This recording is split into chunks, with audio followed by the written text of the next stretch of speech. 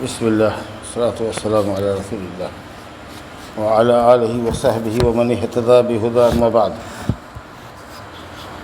باب الشرکہ یا شریکہ والوکالہ، یہ شرکت کا باب ہے۔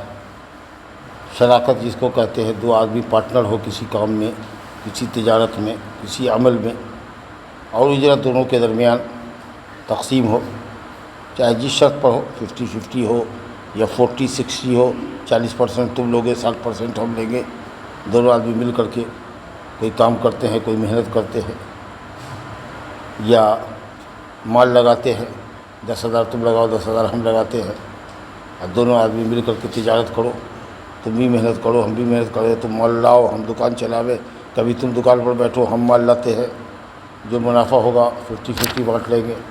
یا اگر ہم کو کام کرنے کی عادت نہیں ہے تو ہم نے آپ کو پیسہ دیا، 1 لاکھ روپیہ دیا، کہا کہ یہ کاروبار کرو، پیسہ ہمارا محنت تمہاری، جو منافع آئے گا اسے 50-50 بانٹیں گے، یا 10 آنا 6 آنا لیں گے، 40% تم لوگے 60% ہم لیں گے۔ یا یہ ہے کہ پیسہ تمہارا ہے، دکان ہماری ہے، محنت بھی ہم کریں گے تو ہم 60% لیں گے، 10 آنا ہم لیں گے، تم کو 6 آنا دیں گے، جس پر آپ طے کر لیجیے، اتفاق کر لیجیے، سمجھا گیا۔ تو یہ سب شراکت کی قسمیں ہوتی ہیں۔ کتنے لوگوں کے پاس پیسہ ہوتا ہے، کمپنی سب کو پیسہ دیتا ہے، شیئر بازار میں لگاتا ہے نا، کمپنی کو دیتا ہے 100 200 2000 10,000 2 لاکھ آدمی دیے ہوا ہے اس کو، 10,000 کوئی 1 لاکھ کوئی 20 لاکھ، وہ کمپنی اپنا کاروبار کرتی ہے، بشرطے کہ جائز کاروبار ہو، اس میں جو منافع آئے گا آپ کے حساب سے آپ کو ملے گا۔ تو یہ سب شرکت ہے، کاروبار کے اندر پارٹنرشپ ہے، تو یہ جائز ہے بشرطے کہ اسلامی شریعت کے مطابق ہو۔ لیکن پارٹنرشپ میں اگر کوئی تجارت کی جاتی ہے یا کوئی کام کیا جاتا ہے تو امانت داری پر ہونا چاہیے، باقی معاملہ بالکل امانت داری پر ہونا چاہیے، خیانت نہیں ہونی چاہیے، سمجھا کہ نہیں۔ اگر خیانت، دو پارٹنر مل کر کے کوئی تجارت کر رہے ہیں اور کسی ایک نے چوری کر لی، خیانت کر لی، اپنے ساتھی سے چیٹ کر دیا، تو اللہ رب العالمین اس کاروبار کی برکت ختم کر دیتا ہے۔ تو اعتماد ہونا چاہیے، یقین کے ساتھ کاروبار کیجیے تب اس میں برکت ہوگا، اللہ کی توفیق بھی ہوگی، کاروبار میں خیر و برکت بھی ہوگا، یہ ضروری ہے، سمجھا کہ نہیں۔ اب ایسے دیکھیے، یہ حدیث شروع کی، 1-2 حدیث شرکت کے تعلق سے، کاروبار میں شراکت اور پارٹنرشپ اختیار کرنا۔ ابو ہریرہ رضی اللہ عنہ سے روایت ہے، قال قال رسول اللہ صلی اللہ علیہ وسلم، قال اللہ تعالی انا ثالث الشریکین ما لم یخن احدهما صاحبہ فإذا خان خرجت من بینہما، رواہ ابو داؤد وصححہ الحاکم۔ ابو ہریرہ رضی اللہ عنہ فرماتے ہیں کہ رسول اللہ صلی اللہ علیہ وسلم نے فرمایا کہ اللہ تعالیٰ فرماتا ہے، تو جس حدیث میں یہ ذکر ہو کہ نبی صلی اللہ علیہ وسلم فرماتے ہیں کہ اللہ نے فرمایا، تو اس حدیث کو علمی اصطلاح میں کہتے ہیں حدیث قدسی۔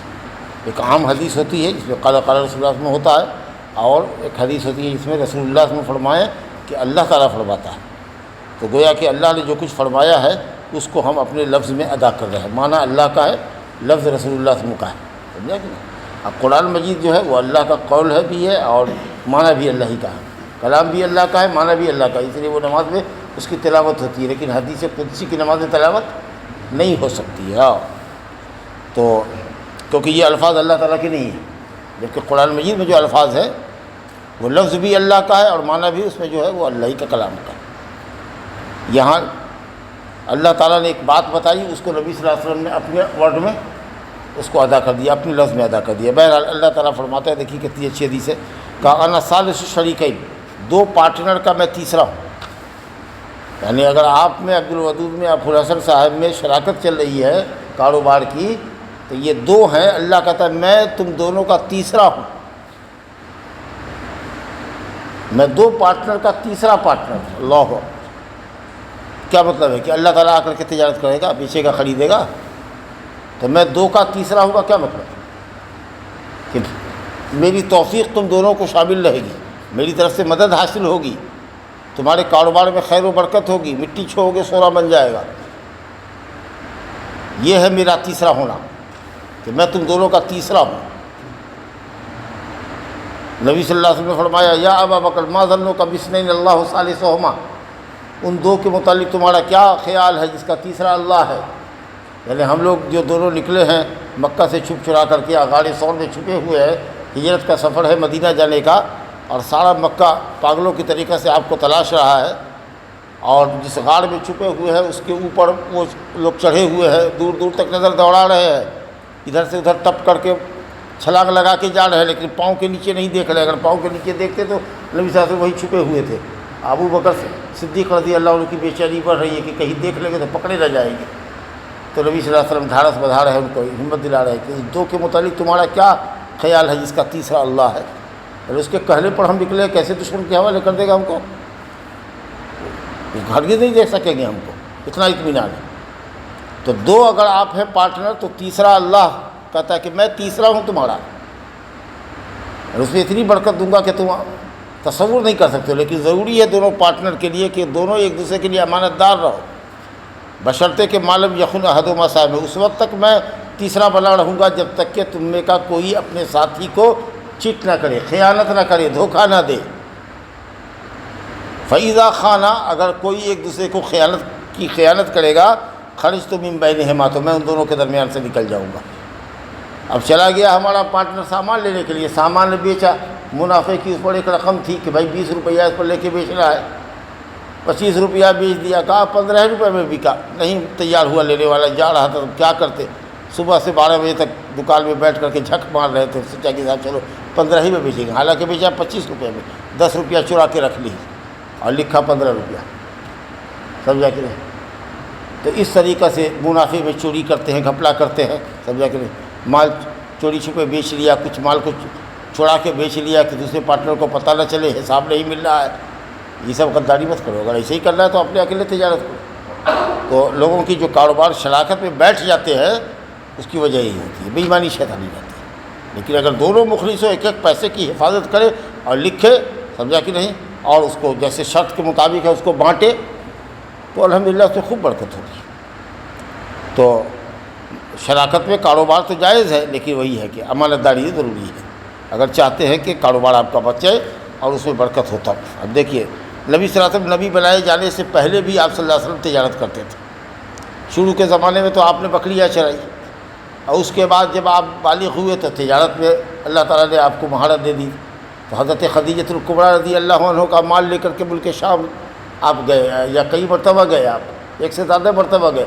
معلوم یہ ہوا کہ ایک نوجوان ہے، بڑا امانت دار، بڑا ایماندار ہے، تو انہوں نے کہا کہ بھائی یہ نوجوان، یہ ہمارا مال ہے تجارت کا، اس کو لے جا کر کے ملک شام بیچنا ہے، سیریا اور فلسطین میں لے جا کر کے بیچو، تم کو اتنا منافع دیں گے یا یہ کمیشن دیں گے تم کو، جو بھی ہو۔ اب پوری امانت داری کے ساتھ نبی صلی اللہ علیہ وسلم گئے اور اس کو بیچا، اور اتنا منافع ہوا آپ صلی اللہ علیہ وسلم کے ذریعے کہ جتنا کہ کئی سال کا جو گھاٹا رہا ہوگا خدیجہ کا وہ سب میک اپ ہو گیا، اتنی امانت داری ہے۔ اور سبحان اللہ ان کے ساتھ ان کا غلام بھی ایک تھا، سمجھا کہ نہیں، خدیجۃ الکبریٰ کا، وہ کہتا تھا کہ مالک اللہ جب صورتحال دیکھا، کڑی دھوپ ہوتی تھی اور دیکھتے تھے کہ صاحب بدلی کا سایہ ان کے سر اوپر ہے، سب لوگ دھوپ میں پریشان ہیں، ان کو سایہ ہے بدلی کا۔ دیکھتے تھے کہ وہی سامان جو اپنے پاس ہے وہ دوسرے کے پاس بھی ہے، لیکن گڑاہک سب ادھر دوڑ رہا ہے، ادھر کوئی نہ جا رہا ہے، ایسا تو آدمی نہیں دیکھا۔ جب یہ امانت داری کا چرچا جب خوب عام ہوا، تب خدیجۃ الکبریٰ نے رشتہ بھیجا آپ کے چچا کے پاس، ابو طالب کے پاس، کہ اگر آپ پسند کریں تو میں آپ کے بھتیجے سے شادی کرنے کو تیار ہوں۔ حالانکہ وہ شادی شدہ خاتون تھی، لیکن شہر کی بہت عفیفہ پاک دامن عورت، اس گندے ماحول کے اندر ایک باوقار خاتون، سمجھا کہ نہیں، اور بہت مالدار عورت، اور ماشاء اللہ بہت نیک ثابت ہوئی، اور سب کچھ مال، سارا مال نبی صلی اللہ علیہ وسلم کے حوالے کر دیا۔ جب نبی بنائے گئے تو کہا کہ یہ میرا مال اور اللہ کے راستے میں خرچ کیجیے، سمجھا کہ اور جتنا بیٹا بیٹی آپ کو ہوا اللہ تعالیٰ نے اسی سے دیا۔ جب تک وہ زندہ رہی کبھی آپ نے کوئی شادی نہیں کی۔ جب عمر شریف آپ کی 50 سال کی ہوئی یا ان کا انتقال ہوا، 25 سال کے آپ تھے، وہ اماں خدیجہ 40 سال کی تھی۔ جب آپ کی عمر 25 سال یہ ہوئی، 50 سال کی ہوئی، تب ان کا انتقال ہو گیا۔ اس کے بعد دوسری بیوی سودا آئی، پھر تیسری حضرت عائشہ آئی، اس طریقہ سے یکے بعد دیگرے آپ نے 11 شادیاں کی پہلی بیوی لے کر کے۔ لیکن خدیجۃ الکبریٰ ایک بیوی اور کا انتقال ہو گیا تھا، زینب بنت خزیمہ کا، 9 بیویوں کو چھوڑ کر کے آپ دنیا سے رخصت ہوئے۔ بہرحال تو یہ آپ کی امانت داری تھی، اب وہ امانت داری اور صداقت سبب بنی کہ خدیجۃ الکبریٰ نے آپ کو، اس نوجوان کو اپنی شادی کے لائق سمجھا، اور آپ نے شادی کی اور بڑی برکت ہوئی، اب بڑی نیک بیوی تھی۔ تو خیر کہنا یہ تھا کہ نبوت سے پہلے بھی نبی صلی اللہ علیہ وسلم تجارت کیا کرتے تھے. اسی زمانے میں آپ نے کبھی ایک صائب مخزومی نام کا آدمی ہے اس کے ساتھ شراکت کی تھی آپ نے. تو وہ صائب بھی آپ کے ساتھ بہت اچھا سلوک کرتا تھا اور آپ کا کیا کرنا. تو دونوں پارٹنر بڑے اچھے تھے جاہلیت کے دور میں. تو فتح مکہ کے سال، جس سال مکہ فتح ہوا ہے، اس سال وہ شخص آیا نبی صلی اللہ علیہ وسلم کے پاس ملنے کے لیے. تو وہ شخص جاہلیت میں نبی صلی اللہ علیہ وسلم کے اخلاق کریمانہ کی شہادت دیتا ہے کہ آپ کے ساتھ میری پارٹنرشپ تھی اور میں نے آپ کو بہت اچھا پارٹنر پایا. اتنا اچھا کوئی پارٹنر کسی کا ہو نہیں سکتا. تو آپ نے بھی اس کو کہا مرحبا، خوش آمدید اخی و شریکی، میرے بھائی میرے پارٹنر، خوش آمدید، آؤ آؤ آؤ. سمجھا کہ نہیں؟ اور انہوں نے آپ کا کلمہ پڑھا. تو نبی صلی اللہ علیہ وسلم نے نبوت سے پہلے بھی تجارت کی اور اسی موقع پر آپ نے پارٹنرشپ میں تجارت کیا تھا. صائب مخزومی کہتے ہیں کہ انہ کان شریک النبی صلی اللہ علیہ وسلم، وہ نبی صلی اللہ علیہ وسلم کے پارٹنر تھے نبی بنائے جانے سے قبل. فجاء یوم الفتح، صائب آئے فتح مکہ کے دن، تو نبی صلی اللہ علیہ وسلم نے ان کو ویلکم کیا، کہا مرحبا مرحبا، خوش آمدید میرے بھائی میرے شریک. تو اچھے پارٹنر کا آدمی اچھا ذکر کرتا ہے. کبھی کسی موڑ پر اگر پارٹنرشپ نہیں چلانا ہے، وہ کہے کہ بھائی ہمارا حساب کر دو، ہم اپنے دھندا کریں گے، ہمارے بچے سب ہو گئے ہیں، آپ بھی کہیے کہ ہاں ٹھیک ہے. تو تال میل سے دونوں الگ ہو گئے لیکن تعلقات اچھے رہے. یہ نہیں کہ مارا پیٹی ہوئی یا بے ایمان تم بے ایمان تو تم بے ایمان، یہ کیفیت نہیں ہوئی. خیر سے الگ ہو گئے تو لوگ ایک دوسرے کے اخلاق کو یاد رکھتا ہے کہ جب تک معاملہ آپ سے رہا بہت اچھا رہا، بہت خیر برکت ہوتی رہی. تو اس طریقے سے آپ نے تجارت کی. یہ دیکھیے. اچھا، ایک شرکت ہوتی ہے شرکت الابدان، بدن سے شرکت کرو. مطلب یہ کیا ہے کہ ہم لوگ کے پاس پیسہ تو نہیں ہے، محنت کریں گے. سمجھا کہ کیا کام کر سکتے ہیں؟ ہمیں تو یہی کر سکتے ہیں کہ جنگل سے لکڑی کاٹیں. ہم لوگ لکڑہاڑے ٹائپ کے ہیں. تو یہ 3 آدمی ہم لوگ نے پیک کیا، معاملے کو آپس میں طے کیا کہ آپ سب نکلیے، ہم ادھر نکلتے ہیں، اس گاچھی کی طرف دیکھتے ہیں سوکھی لکڑی کہاں ہے، اس کو توڑتے ہیں جنگل میں، اور تم اس جنگل میں چلے جاؤ اور تم اس جنگل میں چلے جاؤ، اور تینوں آدمی لکڑی لے کر کے آؤ، اور تینوں آدمی ایک جگہ اس کو بیچیں گے، اور یا الگ الگ منڈی میں بیچو، اور جس نے جتنے میں بیچا ہوگا سب پیسہ امانت داری کے ساتھ ایک جگہ لا کے رکھو، اور تینوں آدمی برابر سے بانٹ لیں گے. اب مان لیجئے کہ آپ جس جنگل میں گئے اس میں لکڑی ملی ہی نہیں آپ کو. اب دن بھر گھوم گھام کر کے آپ خالی آتا ہے، ہم کو تو لکڑی نہیں. یہ آدمی گیا ماشاءاللہ خوب لکڑی کا گٹھا لے کر کے آیا، وہ تھوڑا لے کر کے آیا، تو اب اس نے نہیں لیا تو اس کا یہ مطلب نہیں کہ شرکت الابدان ہے. تینوں آدمی کام کے لیے نکلے تھے اور بات یہ تھی کہ تینوں برابر سے بانٹیں گے، تو بانٹو برابر سے. سمجھا کہ نہیں؟ ہو سکتا ہے کہ کل تم کو نہ ملے ہم کو مال مل جائے. 2 بڑھی ہے پیک کی، معاملہ طے کی کہ چلو ہم لوگ جو کمائیں گے آپس میں بانٹ لیں گے. اب دونوں چوراہے پر بیٹھا ہوا ہے، ایک بڑھی کی ہم کو ضرورت تھی ہم لے آئے، دوسرا جو ہمارا پارٹنر تھا اس کو دن میں آج کام ملا ہی نہیں، تو اب جو ہم 500 روپیہ کما کے لے کے آئیں گے ہنسنے والا، اس کو 250 دینا ہوگا، 250 ہم کو رکھنا ہوگا. اور ہو سکتا ہے کہ کبھی اس کو کام ملے ہم کو کام نہ ملے. سمجھا کہ نہیں؟ 2 کلی ہے، طے کر لیا کہ دونوں ایک ساتھ جائیں گے، مال مل گیا تو دونوں آدمی کلی گیری کریں گے، نہیں تو اگر تم کماؤ گے تو ہم کو دو گے، ہم کمائیں گے تو تم کو دو گے. دن میں مان لو کہ ہم نے 400 کا کلی گیری کیا، تم کو 800 کا کلی ہوا تو 1200 روپیہ رکھو، 600 روپیہ بانٹو. تو اس طرح کا بھی دھندا شراکت کا کر سکتے ہیں جمہور اہل علم کے نزدیک. سمجھا کہ نہیں؟ تو حضرت عبداللہ بن مسعود رضی اللہ عنہ کہتے ہیں کہ میں اور عمار اور سعد بن ابی وقاص، یہ تینوں آدمی کے درمیان پارٹنرشپ قائم ہوا بدر کے دن، کہ جو قیدی پائے گا یا جس کو جو قتل کرے گا اور اس کے ساتھ اس کا جو ساز و سامان مشرک کا چھینے گا. آپ نے مثال کے طور پر 2 کافر کو قتل کیا، اور قاعدہ یہ ہے کہ جس نے جس کو قتل کیا اس کے جسم پر جو بھی کچھ ہے قاتل کو ملے گا. سمجھا کہ نہیں؟ تو اب اس کا گھوڑا بھی آپ نے چھین لیا، اس کا تلوار بھی چھین لیا، اور سونے کی زنجیر ہتھ کڑا وغیرہ پہنے ہوا تھا، سب آپ نے اس کا قتل کر کے چھین لیا، اور ہم نے کسی کو نہیں مارا، نہیں قتل کیا. سمجھا کہ نہیں؟ ایک پارٹنر نے ایک آدمی کو قتل کیا، اس کے پاس تھوڑا سا سامان ہے، آپ کے پاس اتنا ہے، سمجھا، ہم کو کچھ نہیں ملا. سمجھا کہ نہیں؟ ہم سے کوئی کسی کو ہم نے پایا ہی نہیں قتل کیا. تو جو ہم نے اگر یہ طے کر رکھا ہے کہ صاحب جو ہم کا جو محنت کرے گا، جس کی جو کمائی ہوگی سب کو اکٹھا کرے گا انصاف کے ساتھ، اب بانٹ لیں گے، تو اسی کو کہتے ہیں شرکت الابدان. جس کی ایک مثال دیا کہ گھاس کاٹنے پر اتفاق کر لے، لکڑی توڑنے پر اتفاق کر لے، یا چلیے ہم بھی درزی ہیں آپ بھی درزی ہیں، ایک جگہ آپ مشین لے کے بیٹھتے ہیں، ایک جگہ ہم مشین لے کے بیٹھتے ہیں. ہو سکتا ہے کہ آپ کو 2 لنگی اور 2 کرتا سلنے کو مل گیا ہو، اور ہم کو کئی پینٹ کئی شرٹ مل گئے، دن بھر ہمارا کام جو ہوا وہ 1000-2000 کا ہوا، آپ کا 300 کا کام ہوا، کوئی بات نہیں، بانٹ لیں گے ہم لوگ، سمجھا کہ نہیں؟ تو وہ بعض علماء کہتے ہیں کہ ایک ہی طرح کا پیشہ ہونا چاہیے، الگ الگ پیشہ نہیں ہونا چاہیے، تاکہ کمائی الگ الگ ہوتی ہے، کوئی بڑھئی ہے کوئی لوہار ہے، ہو سکتا ہے کہ لوہار کی کمائی زیادہ ہو، تلوار ایک کو بنا دے تو 2000 روپیہ لے، کسی کے لوہے کے تلوار بنا دے تو، اور آپ دن بھر لکڑی کا ڈنڈا دیتے رہیے گا تو 500-600 روپیہ آپ کو ملے گا، سمجھا کہ؟ تو اس لیے کمائی میں ایک طرح کا پیشہ ہونا چاہیے، اس طرح کی شرط لوگ لگاتے ہیں۔ خیر، تو یہ کہتے ہیں کہ صاحب میں اور عمار اور سعد یہ تینوں اس بات پہ شریک ہوئے کہ بدر کے دن جو کچھ ہم لوگوں کو ملے گا وہ سب کو بانٹیں گے۔ تو حضرت سعد تو 2 قیدی پکڑ کے لے آئے، لیکن میں اور عمار کچھ نہ لے کے آئے۔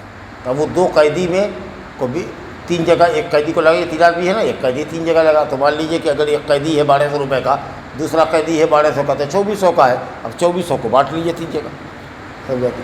تو اس طریقے سے معاملہ، اس کو شرکت الابدان کہتے ہیں کہ بدن سے، اور ایک ہوتا ہے مال سے۔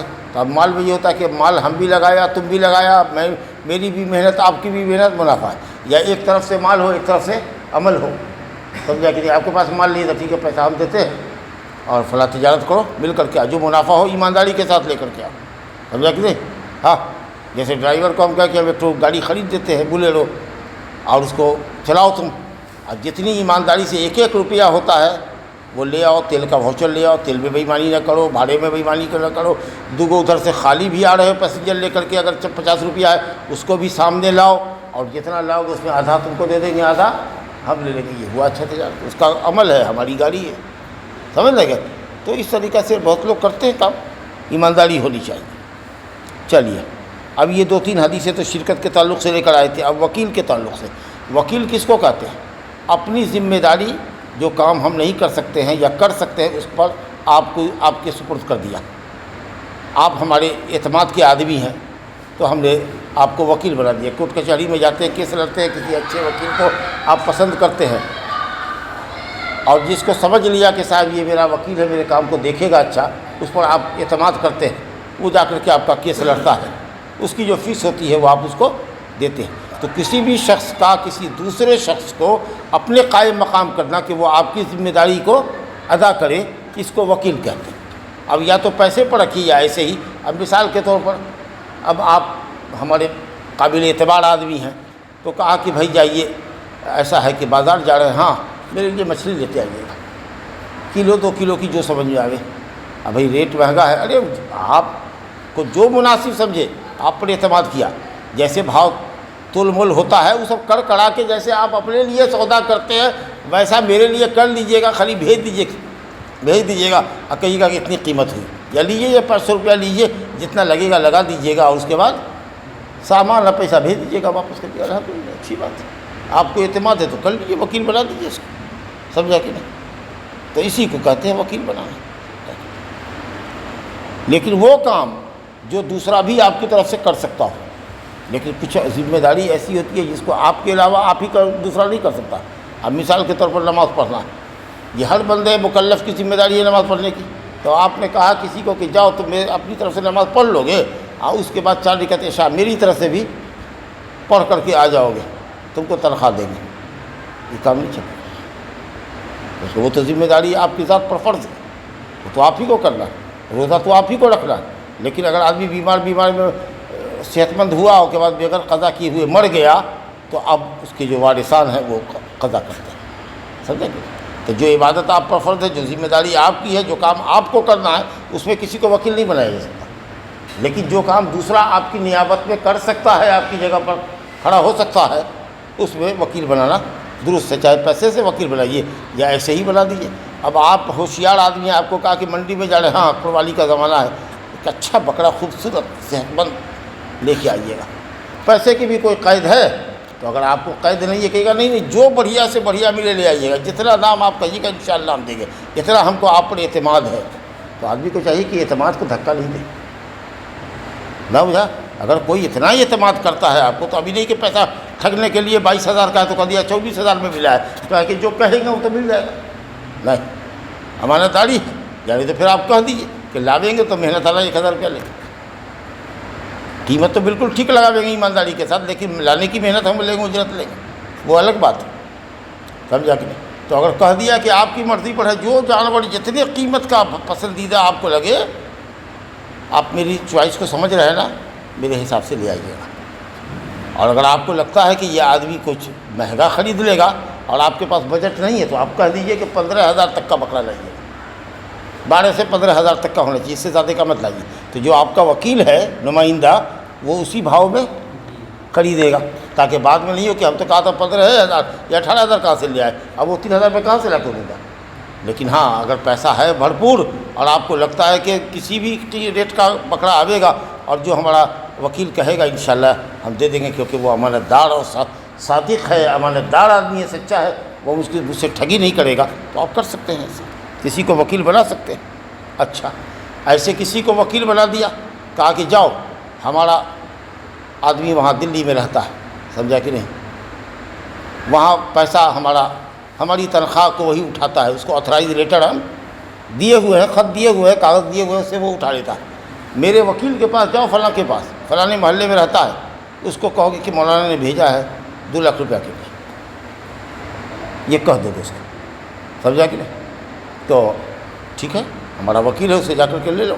اب یا تو چٹھی لکھیں گے یا ٹیلی فون کا زمانہ تھا، ٹیلی فون کریں گے، لیکن نبی صلی اللہ علیہ وسلم نے بھی اپنی جائیداد کو، اپنے مال کو دیکھنے کے لیے خیبر میں جو یہودیوں کو آپ نے بٹائی زمین دی تھی، خیبر فتح کیا، اس کے بعد یہودیوں نے یہ کہا کہ صاحب ہم کو بٹائی دے دیجیے، ہم بٹائی کریں گے، آدھا آپ کا ہوگا اور آدھا ہمارا ہوگا۔ تو آپ نے وہاں باغات کی دیکھ ریکھ کرنے کے لیے ایک آدمی کو وہاں پسند کر لیا، کچھ اجرت دے کر کے، کہ دیکھتے رہو گے یہودی ہمارے ساتھ چیٹ نہ کرے، ایسا نہیں کہ پھل توڑ کے بیچ لے، کھا لے، جیسا ہمارے کھیت کھلیان کی حفاظت، باغات کی حفاظت کرنا۔ تو حضرت جابر بن عبداللہ انصاری رضی اللہ عنہ مدینہ میں تھے، انہوں نے کہا کہ یا رسول اللہ، میں خیبر نکلنا چاہتا ہوں، 100 میل کی دوری پر ہے، پچھم اتر میں مدینہ سے۔ تو آپ نے کہا کہ ٹھیک ہے، جب جا ہی رہے ہو تو میرا فلاں شخص وکیل ہے، اس کے پاس جا کر کے کہا کہ 15 وسق، 5 وسق میں زکوٰۃ ہوتی ہے، سمجھا کہ نہیں، 22 من، سمجھا کہ 22 ساڑھے 22 من ہوتا ہے، 9 کنٹل مانیے، من نہیں مانیے گا تو 9 کنٹل، بعض علماء نے کہا 7.5 کنٹل، 5 وسق، کتنا وسق ہوا؟ 15 وسق کہا، سمجھا کہ نہیں، تو 9 کنٹل، 9 تیا 27 کنٹل، کہا کہ جا کر کے 27 کنٹل کھجور میرے وکیل سے کہہ جا کہ وہ تم کو دے دے گا۔ اللہ، کس قدر نبی صلی اللہ علیہ وسلم کی سخاوت تھی، جب جا ہی رہے تو میرا پھل وہاں ہے، تو ٹوٹا ہوا تم لے لینا۔ وہ کہا کہ اتنی بڑی رقم، کہا ہاں دے سکتے ہیں، سخاوت۔ یا ہو سکتا ہے کہ جابر کے ساتھ کچھ اور بھی لوگ جا رہے ہوں گے، تو کہا ہوگا کہ 15 وسق لے لو گے، آپس میں تم لوگ بانٹ لو گے برابر سرابر، میرا مال وہاں پر رکھا ہوا ہے، جب جا ہی رہے ہو تو جاؤ ہماری طرف سے مال لے لینا، سمجھا کہ؟ تو یہ ہوا کہ تب مختصر کر دیا انہوں نے حدیث کو۔ تب آپ نے یہ بھی کہا کہ میرا وہ وکیل پوچھے گا تم سے علامت، کہ کیسے جانے کہ تم محمد صلی اللہ علیہ وسلم کے بھیجے ہوئے ہو، وکیل ہو، ان کے نمائندہ ہو، یہ کیسے پوچھیں گے؟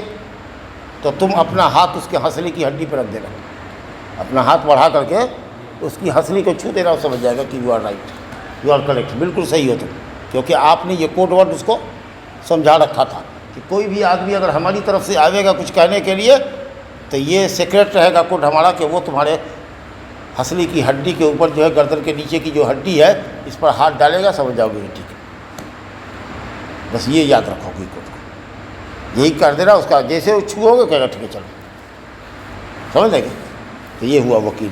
تو حضرت جابر بن عبداللہ رضی اللہ عنہ کہتے ہیں کہ میں خیبر نکلنے کا جب مجھے ارادہ ہوا تو میں نبی صلی اللہ علیہ وسلم کی خدمت میں آیا، میں نے کہا کہ ایسا ایسا ارادہ ہے۔ آپ نے کہا کہ جب جانا خیبر تو میرے وکیل کے پاس جانا، جو میرا نمائندہ ہے، میرا قائم مقام ہے، اور اس سے 15 وسق کھجور کا لے لینا۔ عروہ بارقی رضی اللہ عنہ کی حدیث ہے، وہ پہلے بھی ہم لوگ پڑھ چکے ہیں کاروبار کے باب میں، کہ اندر رسول اللہ صلی اللہ علیہ وسلم بعثہ بدینار، نبی صلی اللہ علیہ وسلم نے 1 دینار دے کر کے اس کو بھیجا۔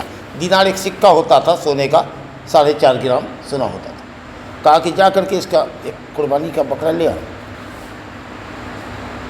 دیکھیے کتنا اعتماد کا وہ آدمی تھا، کہا جاؤ 1 دینار میں جو اچھا ہو سکے لے لو۔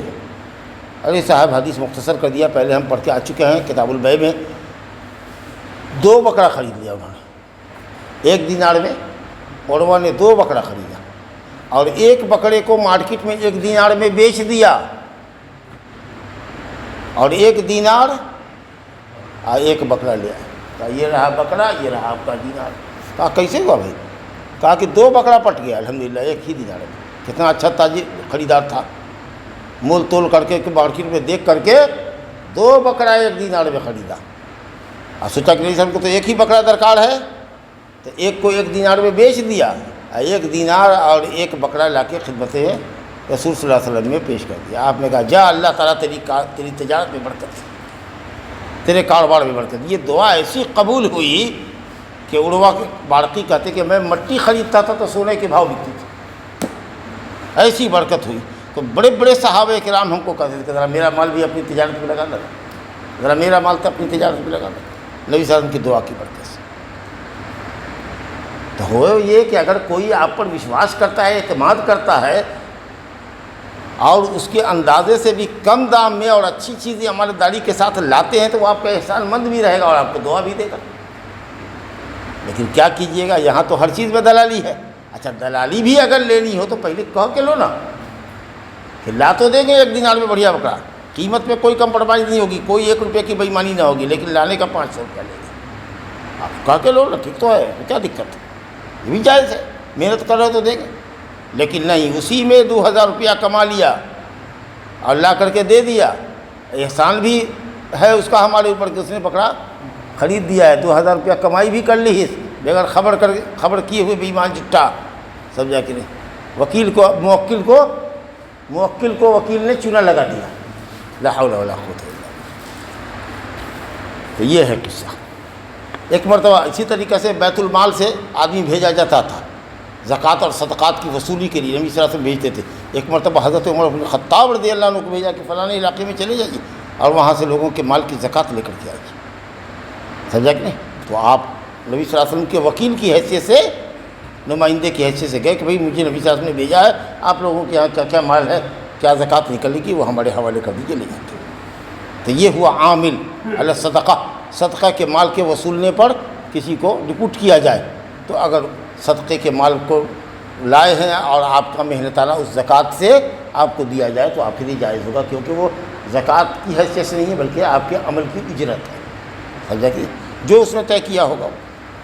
تو بہرحال یہ بھی وکیل ہوا کہ صدقہ وصولنے کے لیے نبی صلی اللہ علیہ وسلم اپنا نمائندہ بھیجتے تھے، سمجھا کہ نہیں۔ چٹھی لکھوا دیتے تھے قبیلے والوں کو کہ یہ جو آدمی جا رہا ہے وہ ہمارا فرستادہ ہے، ہمارا بھیجا ہوا ہے، اس کو تم لوگ اپنے مال کی زکوٰۃ ان کے حوالے کرتے۔ وعن جابر رضی اللہ تعالی عنہ ان النبی صلی اللہ علیہ وسلم نہر 63، وہ تو ایک حدیث وہ ہوئی ابو ہریرہ رضی اللہ عنہ کی، بخاری مسلم کی روایت ہے کہ رسول اللہ صلی اللہ علیہ وسلم نے عمر بن خطاب کو صدقہ کے اوپر عامل بنایا، نمائندہ بنا کر کے صدقہ وصولنے کے لیے بھیجا، بخاری مسلم کی روایت ہے۔ مسلم شریف کی روایت ہے حضرت جابر رضی اللہ عنہ کی کہ نبی صلی اللہ علیہ وسلم نے 63 اونٹ اپنے ہاتھ سے نہر کیا اور حضرت علی کو دیا باقی ذبح کرنے کے لیے۔ نبی صلی اللہ علیہ وسلم مدینہ میں جب تک رہے 10 سال آپ نے 2 بکرا ہر سال کیا، لیکن جس سال آپ حج میں تشریف لے گئے وہاں اس دن اس میں قربانی نہیں کیا۔ قربانی اس کی ہوتی ہے جو غیر حاجی، سمجھا کہ نہیں۔ مکہ ہی میں جو غیر حاجی ہے وہاں کا رہنے والا وہ کرے گا، لیکن جو آدمی حج کرنے کے لیے گیا ہے اور وہ قربانی دیتا ہے تو اس کو حج ہی کہتے ہیں، اضحیہ نہیں کہتے، قربانی کہتے ہیں، حج ہی کہتے ہیں۔ تو جو حدی دے رہا ہے وہ قربانی چاہے تو دے چاہے تو نہ دے۔ تو بہرحال نبی صلی اللہ علیہ وسلم نے اس سال کتنی حدی دی؟ 1 اونٹ میں 7واں حصہ بس کافی تھا آپ کو، 1 اونٹ میں 7واں حصہ آپ پر تھا حج کے اعتبار سے حدی، لیکن 100 اونٹ کی نبی صلی اللہ علیہ وسلم، 100 اونٹ، سمجھا۔ اور مینا عرفات مزدلفہ سے ہوتے ہواتے تھکے تھکائے کنکری مار کر کے اور تب بال وغیرہ مڈوا کر کے جانور ذبح کرنے گئے، اور تب اتنی ہمت اور طاقت دیکھیے کہ 63 اونٹ کو آپ نے نہر کیا۔ اونٹ کو نہر کرنے کا طریقہ پوچھتے ہیں، نہر کیا جاتا ہے، ذبح نہیں کیا جاتا۔ ذبح نہر میں فرق ہوتا ہے، ذبح ہوتا ہے لٹا کر کے، بائیں کروٹ لٹائیے یا دائیں کروٹ لٹائیے، قبلہ رخ ہونا چاہیے اپنی سہولت کے اعتبار سے۔ جس کا داہنا ہاتھ سے چھری کرتا ہے وہ بائیں کروٹ کرتا ہے، اور کوئی لیفٹ ہینڈر اگر ہے تو ادھر گھمائے گا، رخ رہے گا قبلہ، داہنے کروٹ پر پلٹے گا تو داہنے پلٹو گے، بائیں پلٹو رخ رہے گا قبلہ۔ اب بائیں ہاتھ سے بسم اللہ اللہ کو کہے یا داہنے ہاتھ سے کرے، سمجھ لیں گے۔ تو یہ ہوا تو ذبح۔ اور نہر ہوتا ہے اونٹ کا کہ اس کی 2 ٹانگیں جو اگلی ہوتی ہے اس میں کی بائیں ٹانگ کو کس کر کے باندھ دیجیے کسی مضبوط کھوٹے سے پلر سے خوب مضبوط رستے میں باندھ دیجیے کہ پیچھے کی 2 ٹانگ پر کھڑا ہو اور آگے کی 1 ٹانگ پر کھڑا ہو، اور اس کے بعد بڑا بھالا بڑکا نیزہ لیجیے، اس کی لمبی گردن کے نیچے جو ہے وہ اس پر گھوپیے، خنجر پیوست کیجیے یہاں تک کہ اس کا پورا خون گر جائے گا۔ جب خون گر جائے گا تو وہ دھڑام سے زمین پہ گرے گا، اور اس کے بعد آپ کے لیے گردن کاٹنا، کھال چھوڑانا، گوشت کرنا آسان ہوگا۔ ورنہ اتنا مضبوط جانور ہے کہ 20 آدمی بھی اگر بیٹھے رہیے گا تو ایک مرتبہ جھٹا مارے گا سب کو ہٹا کے نکل جائے گا، کسی کو کھر مارے گا، کسی کی کھوپڑی نوچے گا۔ تو اسی لیے اس کا یہ طریقہ ہے، سمجھا کہ کچھ لوگ اونٹ کو پٹک کر کے ذبح کہا یہ بات سا قیام مقیرہ، اٹھاؤ اس کو، ایک پیر باندھ دو اور ایسے کیا کرو، سمجھا کہ ہاں۔ لیکن یہ اونٹ ہے، یہ گائے ہے، بیل ہے، اور بکری خصی ہے، چھوٹا جانور ہے، اس میں 2-4 آدمی اگر باندھ دیتا ہے، اس میں بھی دیکھیے نا ٹنگڑی کو خوب مضبوط باندھتے ہیں، یہاں باندھتے ہیں، ذرا سا بدن ہاتھ میں بھی رسا لگا دیتے ہیں کہ کہاں بھاگے گا، 4 آدمی پکڑے ہوا ہے، کھینچے ہوا ہے، سمجھا کہ اس کے بعد ذبح کرتے ہیں۔ چلیے صاحب، تو آپ صلی اللہ علیہ وسلم کی ہمت دیکھیے کہ 63 اونٹ کو آپ نے اس حال میں نہر کیا، اور بس کیا 100 میں کتنا، 37، تو 37 حضرت علی کو دے دیا، اور آپ وہاں سے چلے آئے، کہا کہ علی باقی تم کر دو، اور اس کے بعد اس کی کھال نوچ دو، نکال دو، اور اس میں سب میں سے گوشت تھوڑا تھوڑا کاٹ لو، اور تھوڑا تھوڑا کاٹ کر کے سب کو پکاؤ ایک اچھی ہانڈی میں، اور اس کے بعد لاؤ شوربہ پئیں، گوشت کھائیں۔ اب باقی صاحب سارے اونٹوں کو یہیں پر چھوڑ دو، جس کو لے جانا ہوگا جتنا لے جانا پڑے گا، تھوڑا تھوڑا 2 کلو 4 کلو 5 کلو کر کے 100 اونٹ میں سے لے لیا ہوگا، اب باقی سب ایسے چھوڑ دیا لوگوں کے لیے۔ اب جا کے تو اس کا وکالت سے تعلق ہوا کہ نہیں؟ 37 اونٹ ذبح کرنے کے لیے نمائندہ کس کو بنایا؟ حضرت علی کو۔ ہاں، گوشت کاٹو، بانٹو، کچھ پکاؤ، باقی سب کو چھوڑ دو، یہ ذمہ داری دے کے ہم آگے۔ اب آپ چلے آئے 2 کلو 5 کلو لے کر کے، اور کہا کہ آپ لے لیجئے گا، کچھ آپ اپنے دے دیجیے گا، لوگوں کو بانٹ دیجیے گا، اب آپ ہمارے وکیل ہیں وہاں پر۔ پوری گائے ذبح کر کے چھوڑ دیا، 2-4-5 کلو اقران ہم لے کر کے چلے آئے، باقی کہا کہ اس میں سے جو ضرورت ہو آپ کو لے لیجیے، باقی بوٹی بنا کر کے سب کو ہماری طرف سے تقسیم کر دیجیے وہیں گاؤں میں۔ تو یہ ہوئے آپ ہمارے وکیل۔ یہ اس کام کے لیے بھی آدمی کسی کو ڈپوٹ کر سکتا ہے، وکیل بنا سکتا ہے۔ ایک آخری حدیث اس باب کی دیکھیے، یہ بھی بخاری مسلم کی روایت ہے، بڑا دلچسپ واقعہ ہے۔ ابو ہریرہ رضی اللہ عنہ سے روایت ہے، فی قصۃ الاسیف، یعنی اجیر کے واقعے میں، ایک اجیر مزدور آدمی تھا، ایک شخص کا بیٹا تھا، ایک شخص کے یہاں لوگ کام کر رہا تھا، مزدوری کرتا تھا۔ تو اتفاق سے ہوا کہ صاحب کچھ دن گزرے تو نوکر سے مالک کی بیوی کا چکر چل گیا، لا حول ولا قوۃ الا باللہ، سمجھا؟ نتیجہ یہ ہوا کہ زنا کاری ہو گئی اور پکڑے گئے مجرم۔ تب لڑکے کے باپ کو کسی نے کہا، نہیں ملا خطرہ ایمان جو ہوتا ہے، نہیں مسئلہ معلوم تو نہیں کرنا چاہیے، کہا کہ تمہارے بیٹے کو قتل کیا جائے گا زنا کاری کے جرم میں۔ تو باپ کی محبت تھی، بیوی والے سے کہا کہ ہمارے بیٹے کو ایک زنا کاری کو ایسے قتل کرو گے، ایسا کرو کہ ایک لونڈی ہم تمہاری خدمت کے لیے تمہارے گھر میں دے دیتے ہیں، اور 100 بکری ہم جرمانے میں دے دیتے ہیں، مگر میرے بیٹے کی جان مت لو۔ راضی ہو گیا وہ، تو اس کو ٹھیک ہے چلو۔ یہ خبر کسی طریقہ سے وہ شخص یا کوئی اور آ کر کے نبی صلی اللہ علیہ وسلم کے پاس آیا، 2 آدمی کی روایت ہے، ابو ہریرہ کی اور زید بن خالد جہنی کی، کہا کہ یا رسول اللہ اس کا بیٹا اس کی یہاں مزدور تھا، اور اس کی بیوی کے ساتھ اس نے مکالہ کیا، تو کسی نے یہ فتویٰ دیا ہے کہ اس کے بیٹے کو قتل کیا جائے گا، تو اب بیٹے کی جان بچانے کے لیے اس نے ایک لونڈی اور 100 بکری دینے پر معاملہ کیا ہے، سمجھوتا کیا ہے۔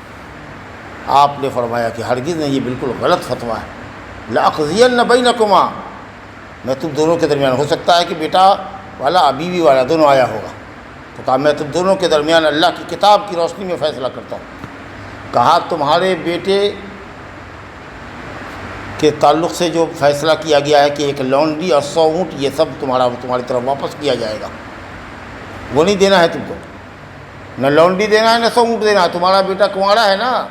تو کہا ہاں، شادی شدہ نہیں ہے نہیں، تو کہا تمہارے بیٹے کو 100 کوڑا لگے گا، کپڑے کا کوڑا بنا دیا، ٹائٹ کر کے کپڑے کو نہ بناتے ہیں، اور لگایا 100 کوڑا، سمجھا کہ ہاں 100 کوڑا لگے گا، اور 1 سال کے لیے شہر بدر کر دیا جائے گا، دوسرے شہر میں بھیج دیا جائے گا، سمجھا کہ نہیں؟ اب کوئی شہر میں نہیں ہے تو جاؤ جیل میں کر دو 1 سال کے لیے۔ اور یہ جو ہے تم جو ہے تو تمہاری بیوی ہے تو ظاہر ہے کہ شادی شدہ ہے۔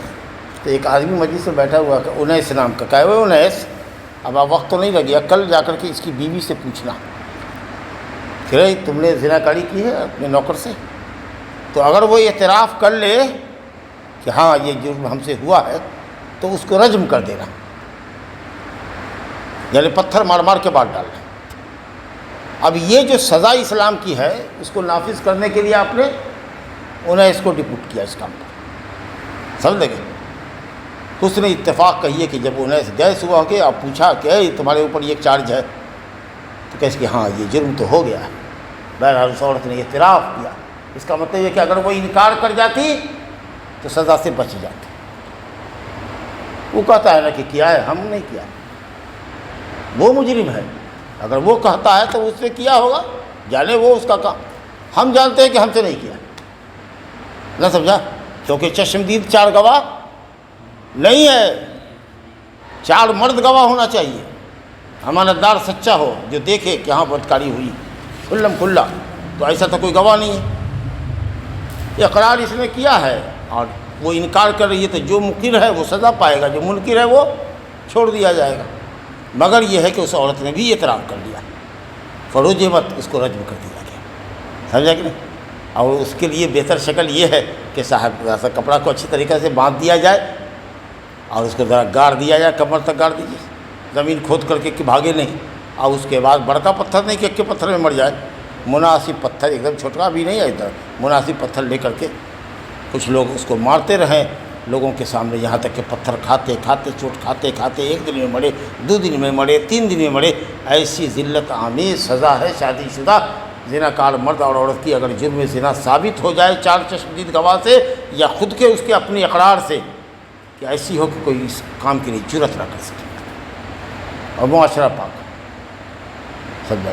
تو اس کام کے لیے بھی نبی صلی اللہ علیہ وسلم نے حضرت انیس کو اپنی جگہ پر قائم مقام بنایا کہ جا کر کے اس سزا کو تم ہماری طرف سے جاری کرو، تو یا تو امام وقت اپنی موجودگی میں یہ کام کرواوے یا کسی کو اس کام کے لیے ڈپوٹ کرتے۔ ہاں باللہ التوفیق، صلی اللہ علیہ محمد وآلہ وسلم۔